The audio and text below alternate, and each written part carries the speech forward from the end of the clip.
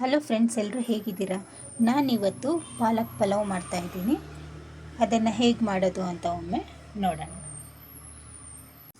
ನಾನು ಮೊದಲಿಗೆ ಏನೆಲ್ಲ ಗ್ರೈಂಡು ಅಂತ ತೋರಿಸ್ತಾ ಇದ್ದೀನಿ. ಬೆಳ್ಳುಳ್ಳಿ, ಶುಂಠಿ, ಚಕ್ಕೆ, ಸ್ವಲ್ಪ ಲವಂಗ ಮತ್ತು ಏಲಕ್ಕಿ 2 ತೊಗೊಂಡಿದ್ದೀನಿ. ಹಸಿರು ಮೆಣಸಿನ್ಕಾಯಿ ತೊಗೊಂಡಿದ್ದೀನಿ ಮತ್ತು ಮೊಗ್ಗು 2 ಮೊಗ್ಗು ತೊಗೊಂಡಿದ್ದೀನಿ ನಾನು.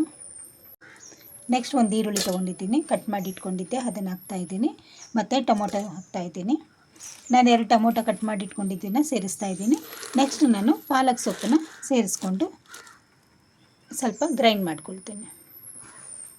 ಪಾಲಕ್ ಸೊಪ್ಪು ಜೊತೆಗೆ ಸ್ವಲ್ಪ ಮೆಂತ್ಯ ಸೊಪ್ಪು ತೊಗೊಂಡಿದ್ದೀನಿ, ಅದು ಮತ್ತು ಕೊತ್ತಂಬರಿ ಸೊಪ್ಪು ಇದೆರಡನ್ನು ಸಹ ಸೇರಿಸಿ ನಾನು ಗ್ರೈಂಡ್ ಮಾಡ್ಕೊಳ್ತೀನಿ. ಕುಕ್ಕರ್ಗೆ ನಾನು ಎಣ್ಣೆ ಹಾಕ್ಕೊಳ್ತಾ ಇದ್ದೀನಿ.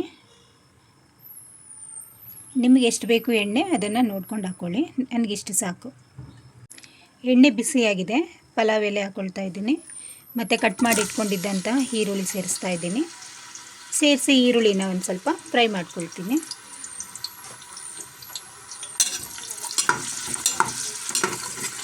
ಈರುಳ್ಳಿ ಫ್ರೈ ಆಗಿದೆ. ಸಣ್ಣದಾಗಿ ಕಟ್ ಮಾಡಿ ಇಟ್ಕೊಂಡಿದ್ದಂಥ ಟೊಮೊಟೊ ಸೇರಿಸ್ಕೊಂಡು ಅದನ್ನು ಸ್ವಲ್ಪ ಫ್ರೈ ಮಾಡ್ಕೊಳ್ತಾ ಇದ್ದೀನಿ. ಈರುಳ್ಳಿ ಟೊಮೊಟೊ ಫ್ರೈ ಆಗಿದೆ. ನಾನು ಗ್ರೈಂಡ್ ಮಾಡಿ ಇಟ್ಕೊಂಡಿದ್ದಂತಹ ಎಲ್ಲ ಮಸಾಲೆ ಪದಾರ್ಥಗಳನ್ನು ಸೇರಿಸ್ಕೊಳ್ತಾ ಇದ್ದೀನಿ. ಸೇರಿಸ್ಕೊಂಡು ಇದು ಫ್ರೈ ಮಾಡಿಕೊಂಡು ಹಸಿ ಸ್ಮೆಲ್ ಹೋಗೋವರೆಗೂ ನಾನು ಫ್ರೈ ಮಾಡ್ಕೊಳ್ತೀನಿ. ಹಸಿ ಸ್ಮೆಲ್ ಹೋಗಿದೆ. ನಾನು ಬಟಾಣಿ ಸೇರಿಸ್ಕೊಳ್ತಾ ಇದ್ದೀನಿ. ನಾನು ಬಟಾಣಿನ ರಾತ್ರಿನೇ ನೀರಲ್ಲಿ ನೆನೆಸಿಟ್ಟಿದ್ದೆ. ಈಗ ಅದನ್ನು ಬಟಾಣಿ ಸೇರಿಸ್ತಾ ಇದ್ದೀನಿ. ಸೇರಿಸಿ ಒಮ್ಮೆ ಮಿಕ್ಸ್ ಮಾಡ್ಕೊಳ್ತಾ ಇದ್ದೀನಿ. ಅಕ್ಕಿ ಸೇರಿಸ್ಕೊಳ್ತಾ ಇದ್ದೀನಿ. ನಾನು ಅಕ್ಕಿ ತೊಳೆದಿಟ್ಕೊಂಡಿದ್ದೆ. ಈಗ ಅದನ್ನು ಫಸ್ಟು ಅಕ್ಕಿ ಸೇರಿಸ್ಕೊಂಡು ಚೆನ್ನಾಗಿ ಮಿಕ್ಸ್ ಮಾಡ್ಕೊಳ್ತೀನಿ.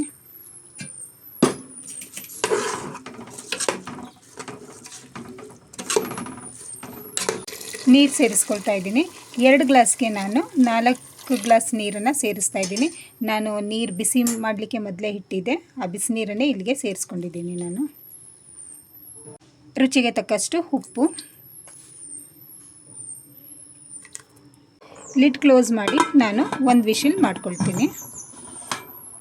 1 ವಿಶಿಲ್ ಆಗಿದೆ. ಈಗ ಹೇಗಾಗಿದೆ ಅಂತ ನೋಡೋಣ. ನೋಡಿ ಎಷ್ಟು ಚೆನ್ನಾಗಿ ಕಲರ್ ಬಂದಿದೆ. ಈಗ ಪಾಲಕ್ ಪಲಾವ್ ಜೊತೆ ಮೊಸರು ಬಜ್ಜಿ ರೆಡಿಯಾಗಿದೆ. ಪಾಲಕ್ ಪಲಾವ್ನ ಮೊಸರು ಬಜ್ಜಿ ಜೊತೆ ತಿನ್ನಲಿಕ್ಕೆ ತುಂಬಾ ಚೆನ್ನಾಗಿರುತ್ತೆ. ನನ್ನ ವಿಡಿಯೋ ನಿಮಗೆಲ್ಲ ಇಷ್ಟ ಆಗಿದೆ ಅಂತ ತಿಳ್ಕೊಳ್ತೀನಿ. ನನ್ನ ವಿಡಿಯೋನ ಲೈಕ್ ಮಾಡಿ, ಶೇರ್ ಮಾಡಿ, ಸಬ್ಸ್ಕ್ರೈಬ್ ಮಾಡಿ. ಥ್ಯಾಂಕ್ ಯು, ಧನ್ಯವಾದಗಳು.